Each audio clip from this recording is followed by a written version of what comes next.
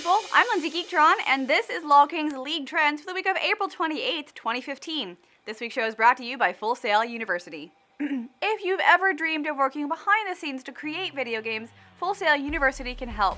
Whether you're interested in coding, art, producing, or mobile game development, there is a game degree program at Full Sail that can teach you the tech, tools, and workflow used by today's studios.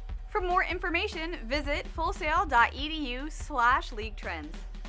This week, our featured champions include Jinx, Blitzcrank, Evelyn, Olaf, Gragas, and Fizz. Let's dive into Summoner's Rift. Increased pick rates this week start with Gragas, followed by Vayne, Jinx, Callista, and Thresh. Jinx has been seeing plenty of play as a long-range tank buster. She's a risky pick because of her slow skill shots and lack of escape, but usually worth the effort these days thanks to that Cinderhulk item we keep talking about. Jinx's laning is every bit as volatile as her personality. She can attack from range with Fishbones or Zap, while having sustained damage up close with Pow Pow. Careful though, Jinx can easily die to hard engage since her Flame Chompers can be hard to use defensively. She also loses short trades as nearly all other ADCs have better burst.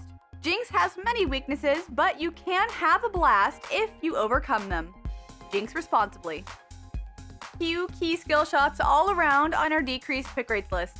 Downtrodden are Blitzcrank, Ezreal, Nidalee, Caitlyn, and Teemo. The time of Blitz has come to an end.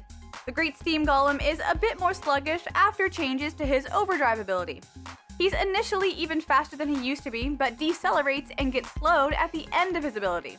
This makes chasing a bit harder for him, but just as important is the fact that Blitz can no longer zoom around the map while roaming. One of his greatest strengths was his ability to out-roam other supports. He's still a fearsome ganker, but no longer has quite the same pressure. Other than that, Blitzcrank is mostly the same champion. He's not the greatest support in 2v2 laning, but always capable of turning the tide with a slick rocket grab. He's not the most reliable support, so if you just want to do your job and go along with the team, other picks will serve you better. Blitzcrank is at the top of the list this week, but still hovers at a healthy 17%, so players should continue to fear and respect the right hand of Bronzodia.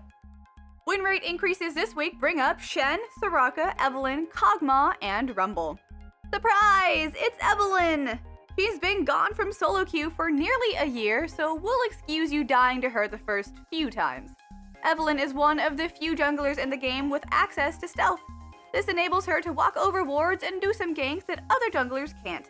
Pink wards can help, but another way to try and keep tabs on an Evelyn is to drop wards near her jungle camps, as she obviously unstealths while in combat.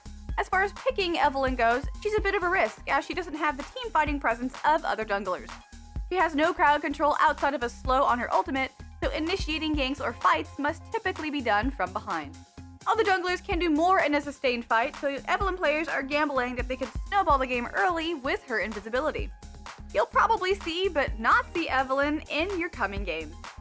Win rate decreases this week came to Zyra, Singed, Olaf, Azir, and Ryze. Olaf is that champion that never quite fits into the meta. He's got a lot of cool things going for him. Axe-grabbing shenanigans give him both high DPS and a pretty good skill cap for a bruiser.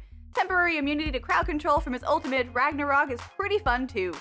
So why is Olaf never popular? The answer is that trying to dive without a true gap closer never quite adds up. Olaf players sometimes take Ghost instead of Flash, or buy a Righteous Glory to try and slap a band-aid on the problem, but ultimately, the Berserker never quite seems to stick on carries in spite of having CC immunity. He's also surprisingly squishy as he duels ADCs, since he both damages himself using Reckless Swing, and only has bonus tank stats outside of his ultimate. Short of any major changes, don't expect to see anything more than the occasional Viking in your games. The tank meta is in full bloom as we see Gragas, Hecarim, Vladimir, Sejuani, and Nunu topping our increased ban rates list. Gragas isn't the first champion people thought of when the whole tank juggler thing came about with the Cinderhulk, but it's quickly becoming obvious that he's perhaps one of the best of them all. The rabble-rouser is a surprisingly strong early-game champion with high enough base damage to remain relevant as a tank.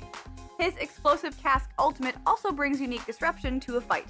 If Gragas has a downside, it's that said ultimate is tricky to use and will occasionally send enemies the wrong way when you miss. Try not to miss.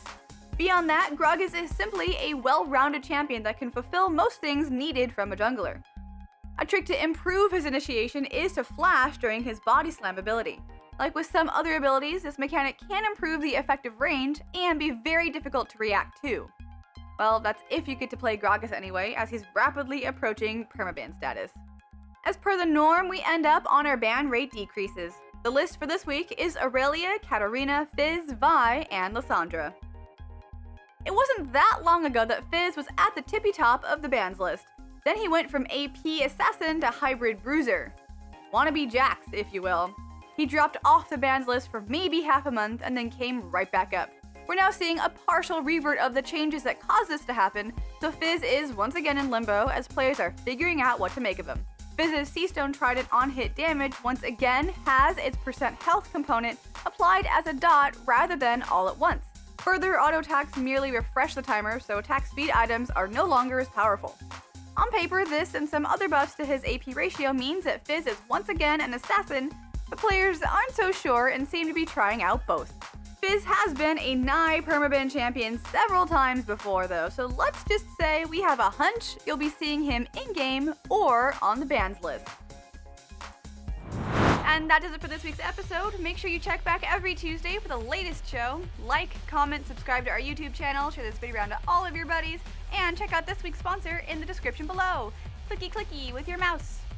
That's how I League of Legends. Is that why I'm silver? I'm Lindsay Geektron. You can find me on Twitch TV at Lindsay Geektron. Thanks guys so much for watching, and I'll see everybody next week.